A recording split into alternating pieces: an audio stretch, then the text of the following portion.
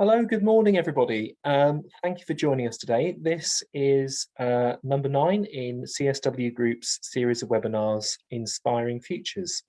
So this is a series that we've been running all week, and each webinar has covered a different topic related to preparing for and getting ready for transitioning out of education and into the world of work. So today, the session is a little bit different. We're going to be doing an employer Q&A session for you. And that will be a panel of employers who will hopefully be able to deal with a series of questions relevant to you as young people listening, thinking about entering the workplace and maybe finding your first jobs. So today I'm going to hand you over to my colleague, David Rowe. David is going to be chairing the panel, and he will introduce each panel member individually.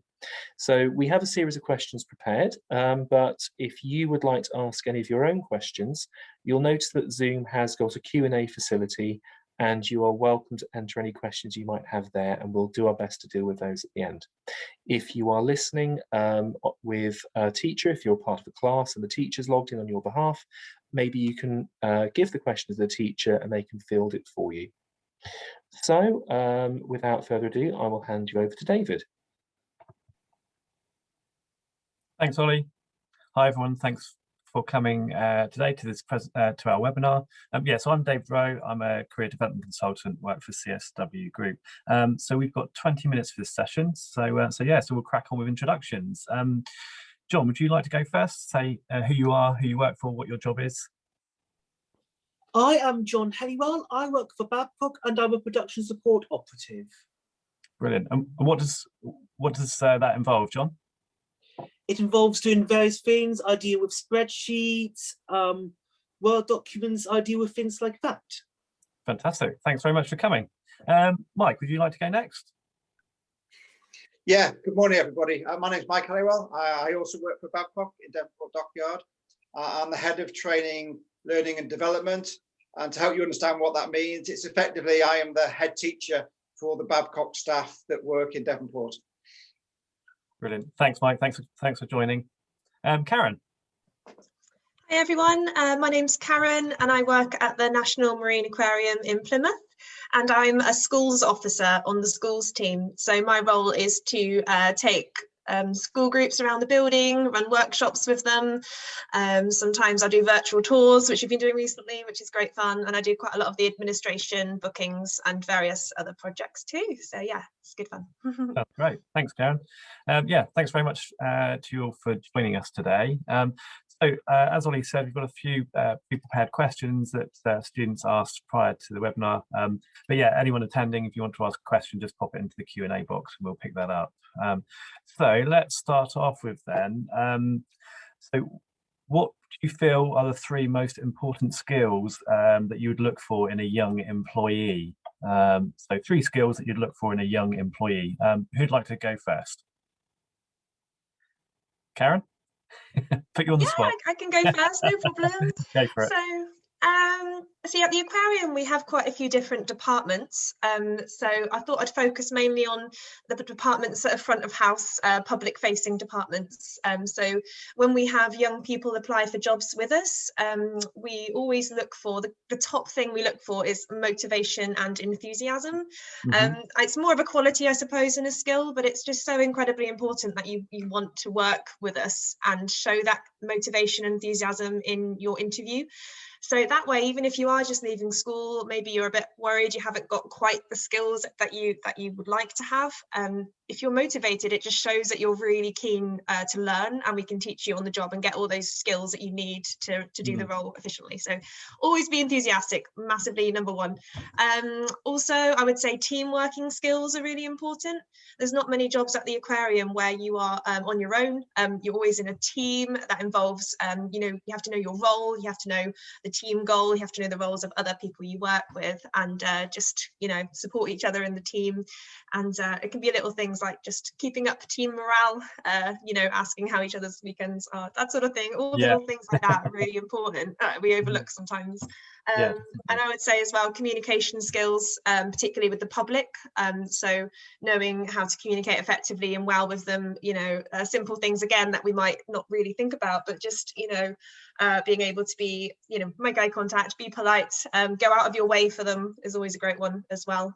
So that sort of thing, really. So yeah, those are the top three, I would say: motivation, enthusiasm, teamwork, customer service skills in the workplace. Thank you. I mean, as a manager in our company, I absolutely echo that. And do you think with those skills, are they more important than qualifications, or? Yeah, I believe so. Definitely, because I think any sort of public facing role, you're working around people, your nature, your kind of attitude is so important. And when it comes to learning specific skills, those are the sort of things we can train you to learn on the job. So yeah. Yeah, brilliant. Thanks, Karen. No worries. John, same question to you. 3 skills that you would look for in a young employee. Okay, so 3 skills I've identified are punctuality, so it's important to turn up on time to work. It's important to be good at communicating to others at work, and as previously mentioned, it's important to be a team worker. Absolutely. So quite similar to Karen's kind of top 3 then. Yeah, similar to hers. Yeah, brilliant. Thanks, John. And same question to you, Mike. Yeah, thanks for that. I think there's a common theme here. You know, I'm very much aligned with Karen, and I agree with her that I mean, the qualifications and what we call soft skills around communication, listening, and teamwork are obviously very important. And you have to take every opportunity to achieve your qualifications and develop those at school. But I look for attitudes as well and values. And the three I look for is commitment. You know, and, you know, to show and evidence how you've committed yourself through your life so far, you know, and how you'll take that into the workplace. Reliability is key. You know, are you a reliable employer? You know, as Johnny said, can you be trusted to turn up at time in the right place, ready for work? And the last one is a little bit different. It's courage. You know, I want to see young people who have the courage to come into the workplace and be innovative. You know, and not just accept the fact that they're going to do how work is done previously. They're going to bring new ideas to the workplace and help a business move forwards. And so to be able to just, you know, show ideas and to have the willingness to speak up at times when appropriate, you know, and get those ideas, you know, forward. Okay, fantastic. Thanks, Mike. And I'm sure if we had, you know, lots of other employers here, they would all be saying similar things to you guys and to what I feel as well. So that's and it makes me think that, you know, qualifications are important, you know, and people should work hard towards to get those. But if you've got the right attitude, actually that's going to take you quite far as well, I think. So hopefully that's really encouraging for, you know, some young people that don't necessarily achieve what perhaps they might have at school for various different reasons. So that's brilliant. Thank you. We have a question from one of our attendees. So how do you guys feel about hiring someone with mental health issues? Would you be able to give them space and support them? Mike, do you want to take that one?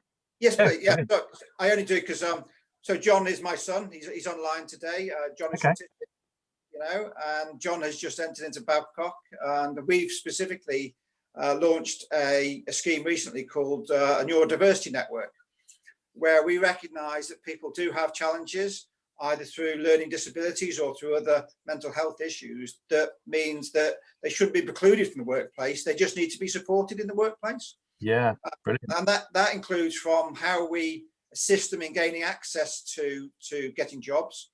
So we lower the barriers to entry. Some people might not like doing interviews in the standard ways. You know, they might have other preferences. There might be some real barriers from there.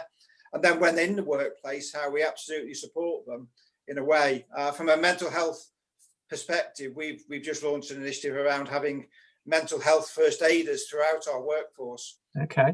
So there are people in absolutely every department that if you're feeling the challenges, and we're all feeling the challenges at this moment in time, there's someone that you can go to that's there right on hand that you can have an initial discussion with. And then if further support's required, then we can put other interventions in place. So I'm sure at Babcock, like every other employee, at the minute is taking that agenda really seriously and making sure we support people. Yeah, definitely. I think with COVID, it's kind of brought it to the fore even more so than before, I think. And that's amazing. Thanks, Mike. It's really great to hear what you're doing. John and Karen, I don't know, do you have anything that you'd like to say on that subject? Similar to Mike, I think there's enough. There shouldn't be anything stopping you being in work. If you've mental health or if you've neurodiverse conditions like myself.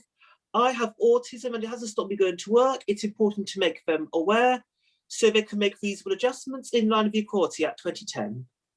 Fantastic. Thanks, John. That's brilliant.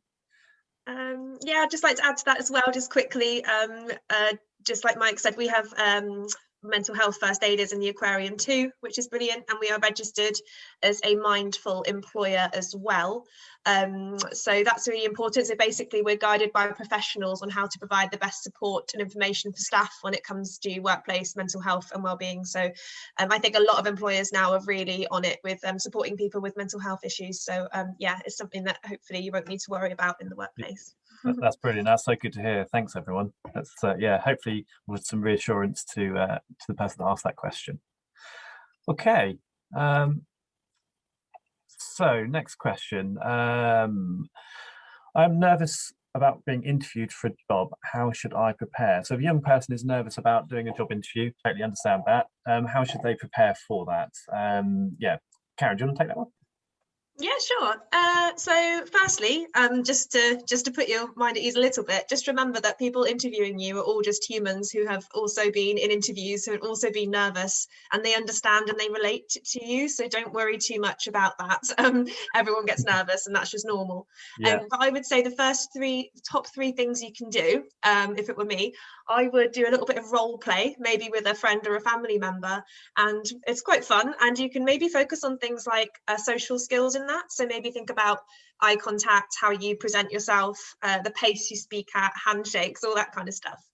So that's number one. I would say as well, just do a bit of research on like the generic questions you might be asked. This could be, what are your strengths and weaknesses, or something like that, and write a few bullet points for your answers. And also research some more specific questions they might ask you, like maybe what makes you suitable for this role. And in this case, do a little bit of research around the company just so you know about them. And so yeah, I remember once I went for an interview when I was much younger and I didn't research the company, and they asked me the question and it was a little embarrassing. Oh no. So always do a little bit of research. So top three things: bit of role play, research some generic questions, have a think about some more specific questions they might ask you about the role, in particular role, and just bullet point some answers and practice them. Really, that's my advice. Brilliant, thanks, Karen. And I guess it's quite interesting because you obviously made a bit of a mistake by not researching a company, but you've learned from it. And I think that's the thing. If you make a mistake, it's not the end of the world. You just learn from it. We're all learning every day. So brilliant. Mike, do you want to? Have you got any views on that question? Yeah, I'll just take on that theme from Karen. There is that question about the company is likely to be one of the first questions you'll get. And then it's hard to predict how an interview may go after that. There might be different sort of competency questions. They might be asking you to demonstrate how you've done something in the past. So you really focus, if you are role playing, and I absolutely agree with Karen, you've just got to practice it on those first sort of interventions, how you meet somebody, the eye contact, how you're addressed, because first impressions really do matter, and that's as much an interview as anything else. So really focusing on that bit, and then think about what you've done throughout your school life and your maybe some other jobs that you've done, and be really prepared to sell yourself, in terms of how you've learned or how you've delivered something in the past and how that has helped either the school or helped yourself develop and has delivered something out of it. So really think to yourself, how can I use a really good, strong example to support some of the questions you might get? Fantastic, thank you. And John, I don't know if you've got recent experience of an interview or anything. I do have an answer to that question. I think, as everyone said so far, prepare for like do your homework, research the company, and research the job role, because you might be asked how you would suit the role. Okay. And mock interviews as well, very useful exercise. Absolutely, yeah. Thanks, John. And I mean, one thing I would add is that a lot of videos, a lot of stuff has moved online now. So an interview may be via video, so it's probably worth practicing doing that as well, because you may find that you're being interviewed via Zoom or what have you. So it's worth just having a practice that. How to set that up, how you look on screen, how you come across on screen, that kind of thing. So thanks, guys. That's brilliant. Okay, so we have got a question that's come in. We have been writing CVs this week. However, as Year 10 students, many don't have much experience to include. What else can they add in to make their CV stand out? Mike? Yeah, so again, it's a bit like an interview.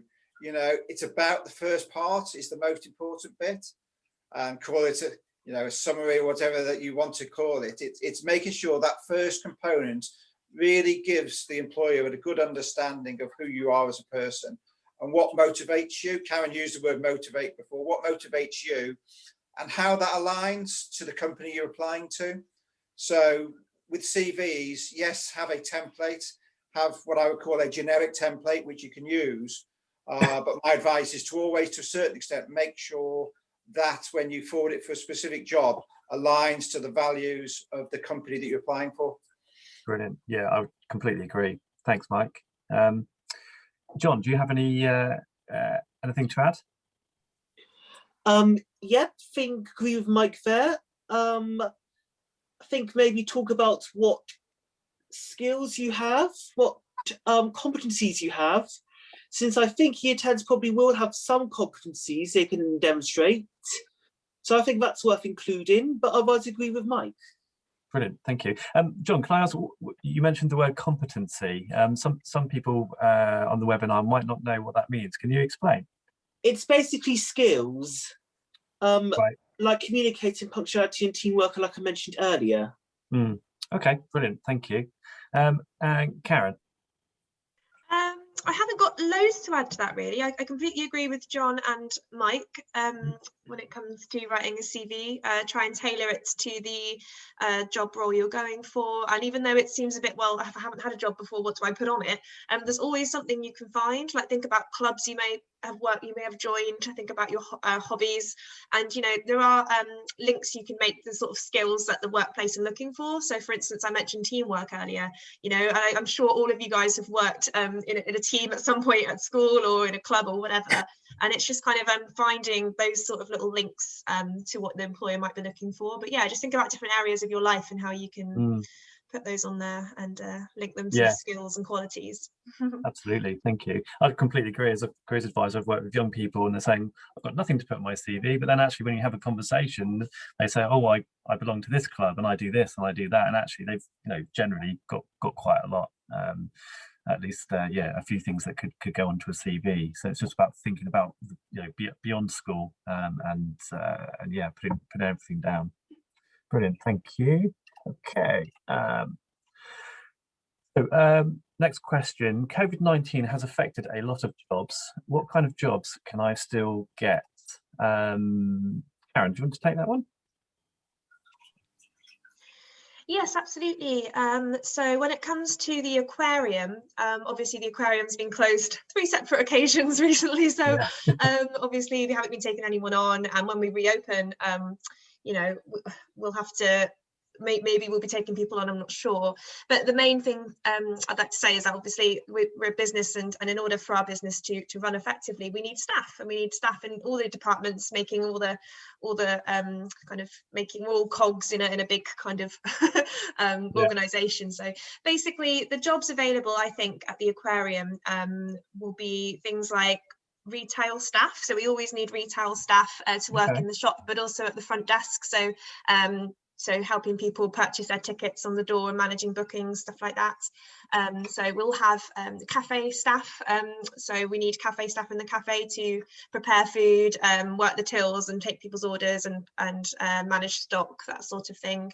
Housekeeping, so housekeeping department can look after the tanks, like clean and maintain the building, and it's quite nice. They walk around before the public get there and look at the fish, which is quite nice. So yeah, that's definitely a lovely job.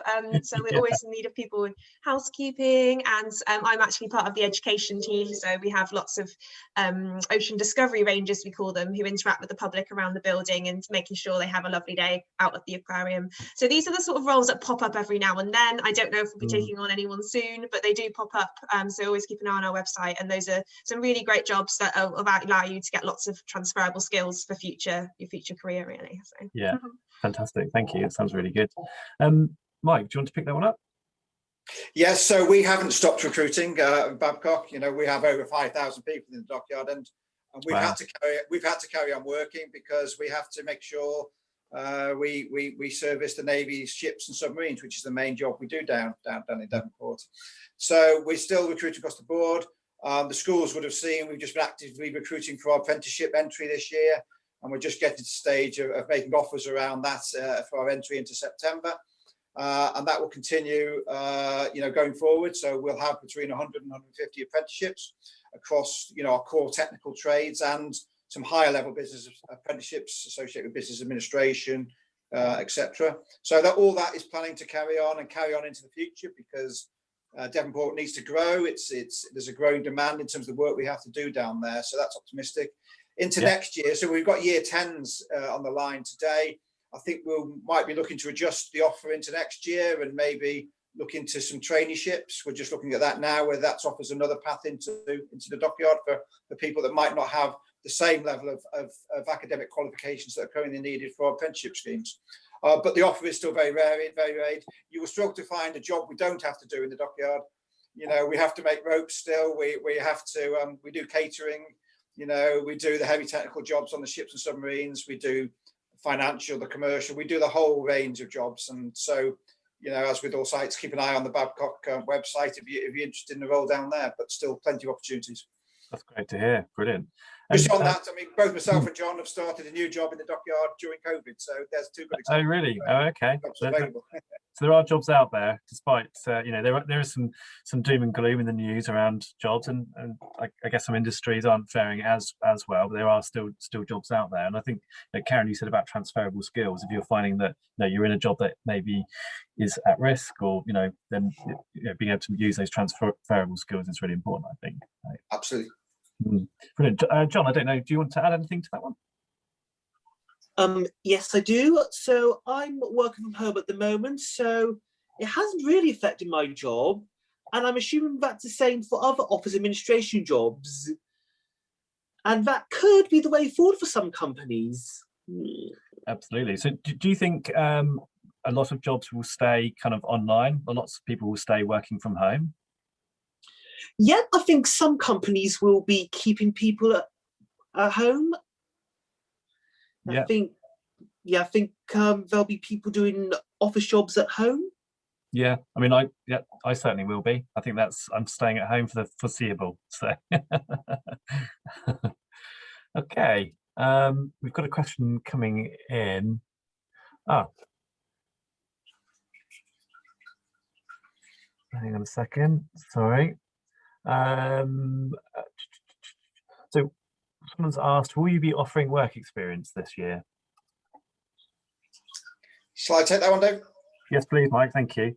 Yes, so we will, but in a different guise. So we've offered, I think, 35 places, which I think have all been taken now, for a virtual work experience over 5 days with Babcock. We would have loved to have run our normal on-site solution, but we can't do that this year.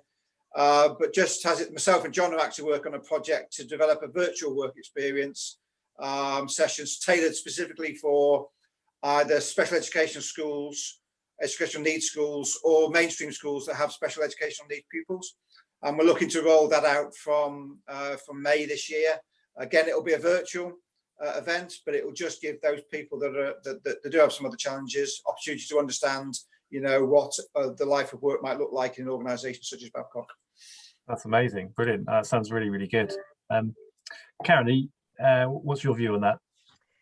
So at the aquarium, unfortunately, we won't be offering work experience this academic year, just because a lot of our work experience placements do involve being around people a lot, and it's just very difficult with the, you know, considering this year and the COVID pandemic. So, but from September onwards, we will hopefully be inviting work experience people back again. So hopefully from September onwards, it'll be back to normal. Fantastic, good news. I'm sure you'll be inundated.